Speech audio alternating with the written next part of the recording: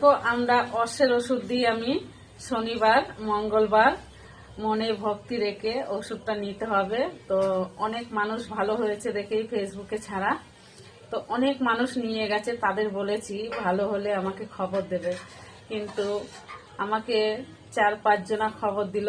আজকে একটা ভাই খবর দিল, বলছে দিদি ভাই ব্লিডিংটা কমেছে, ব্যথা আছে। তাকে বললাম 7টা পানি কচুর পাতা নিয়ে উল্টো পিঠে তেল মেখে 7 দিন ছেঁক করো, দেখবে ওই ব্যথাটাও কমে যাবে। আর দেখো মনে ভক্তি রেখে ওষুধটা নিতে হবে। আমার এখানে পয়সা করি লাগে না, তোমরা যখন আসবে লাল কার্ড নিয়ে, আর যেদিন ওষুধ দেবো সেদিন থেকে 3 দিন মানতে হবে। আর দেখো এই খুশির খবরটা দিয়েছে, মনে শান্তিও পেলাম। আমার ওষুধ নিয়ে অনেক সুস্থ আছে।